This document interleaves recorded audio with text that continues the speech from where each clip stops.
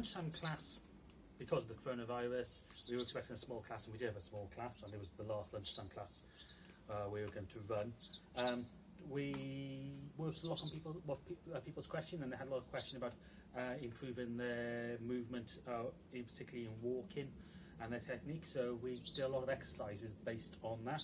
So probably the best thing to do is check out our tutorial series episode 2, because that's got a lot about the detail of walking, which we covered in the class. We did do some exercises in the class which are not in that video, which we'll cover now. So we worked a lot on moving the chest forward and feeling the projection for the follower, and the follower really working on this projection, then the leader projecting into this space, and then both of us are driving through our standing legs to get that extra little bit, and then to make sure we were getting this idea of leading with the chest and getting this drive through. We did this exercise where we almost disassociated the chest from our leg movement. So we caused the followers to project backwards. We stepped into the space, and as a leader, we left our training leg behind as we moved our chest forward a little bit more, so the follower would project back and then step in. So this is really unnatural as a walking technique, because it takes so much time, but it really does work on your balance. And what it does for a leader, because our leg is training behind, when we release that ankle to step into the space, we make sure we are doing a continuous movement. What lots of people end up doing when they do walking exercises is, bless you, is stepping forward, bringing the feet to the collect position, and then taking a step, so you get this really disjointed walk. It does work in tango when you're doing it to some beats, so you can do step together, but if you want a more continuous walk, this is what this exercise is really good for, because then you can flow through. By the way, we are out in our garden filming this, and it's a nice sunny day in Swansea. Yes, yeah. So that was mainly our lunchtime class. We did different music and just did different rhythms just to try and really build it up, and then we had a good dance at the end.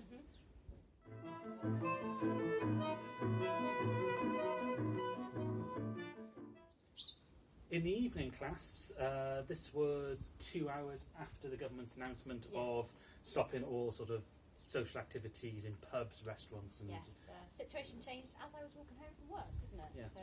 So what we did was we acted quite quickly and stopped the class in Peppermint, and instead took it online. So that 2 hours was busy setting up our online system, messaging people. So we did have a very successful class. So we trialled all our ideas, because we're not just doing a live stream, we're actually doing a fully interactive class with spaces where you can have a chat together, where you can ask the teacher questions, get instant feedback, have a biscuit break. In the class itself, just because we wanted to trial that, instead of going full on tango, we decided to do some blues. So I'm going to step out of the video frame and just talk it through, just because Alison can demonstrate this with us speed. So we start off with just the posture for blues, which is leaned forward like tango, but more bent in the legs, and probably having your legs slightly more apart than you would in tango, so you can get into it by almost doing a jump. We then talked about finding the pulse in blues music, and how you can just rise up and down for this to feel the pulse. We then went into drag steps to the side, so we step to the side and we come up on the beat, so we drag through and up, drag through and up. We discussed you could also do this by dragging and going over the top and down. However, this gets a bit weird if you start trying to take this into a walk, and it looks a bit strange, so this is much more common. The other one is used for more sort of blues, maybe like funk, I suppose.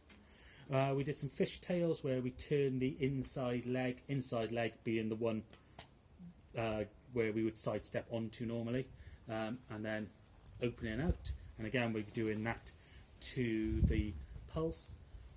We did some fishtails. Sorry, these are fishtails. So we did some grapevines, where we step across behind and in front, come to the side, bringing the feet together. So we got all these different options for grapevines. We also did some high hips, where you bring your hip up to the side before going into drag step and working out. We also did some triple hips where we go up, down, up, and again we can do variations where we go down, up to you to choose what we want to do. We did some sort of crabbing forward, so we took our drag steps and made a forward walk. So we did something like this, and we also did them where we did like a side to the diagonal, so with a pivot in it, so we can go both forward and back. So we did all this in the class. We worked out how we could lead and follow this bit visually, because blues can be used to as a visual dance. So yeah, this was fun to do. We have blues in the Welsh International Tango Festival.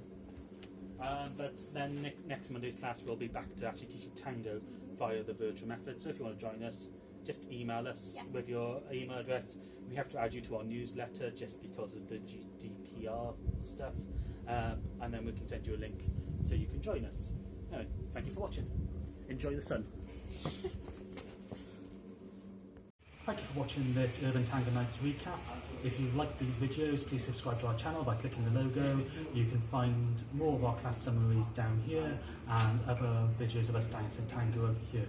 You can also follow us on Facebook, Instagram, Twitter and Meetup. Links are in the description below, and you can also subscribe to our newsletter using the link below.